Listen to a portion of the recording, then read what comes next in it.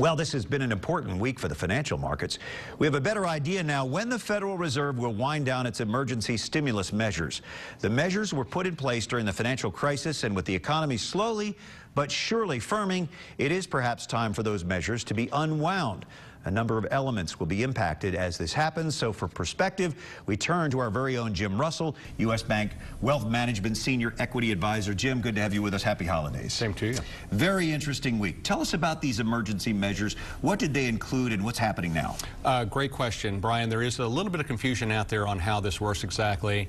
What the Fed announced this week was basically to maybe step down the extreme accommodation that has been provided to the U.S. economy, as you mentioned, put in place to maybe lessen the severity and the duration of the recession. They're buying billions of dollars in bonds. They right? are. What they actually do is they print money, buy bonds on the intermediate and long end of the yield curve to keep the cost of money or the interest rate very low. We feel that that's been a constructive development. So that bond buying is going to slow now? It is. They're going to start to step down that program just a little bit. It has been extremely large in terms of scope and scale. You can see here that there's been really 3 tries at this. The first beginning in 2009, the third one being ongoing right now. They're going to start stepping this down in January of 2014, probably to be completed by the end of the year of 2014. And the step-down process is called the taper, which is a word that's out there in the media a bit. Yeah, and taper tantrum. Yes, sir. The market did not throw a taper tantrum, but actually skyrocketed. The markets like the way this is coming to pass, and that is, frankly, the economy is firming, as you'd mentioned. Unemployment starting to come down a little bit. We have a 4.1% growth rate in the United States in the third quarter. Low inflation, so things are starting to come together right on cue. So they think that maybe taking the foot off the accelerator at this time probably makes some sense.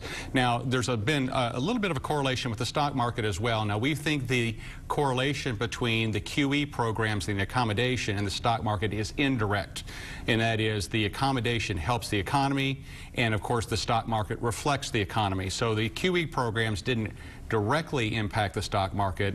As the economy began to firm with low inflation, we think the stock market reacted favorably to that. You can see what that timeline looks like. It seems like it took a long time, but it was effective to some degree. We think it was very effective, and that is interest rates were made at generational lows really for the last 3 or 4 years. Now, that party is probably over. Yeah, that's correct. And we think in 2014, it is very likely that interest rates are on their way higher. In fact, the low point for the 10-year Treasury yield in 2013 was 1.6, and as we look at the markets today, that rate is approaching 3%. So we don't think that those spike higher. We don't think that any extremes will be reached, but we do think a stair step a bit higher is underway already. I know you'll keep an eye on that for us in 2014. Merry Christmas.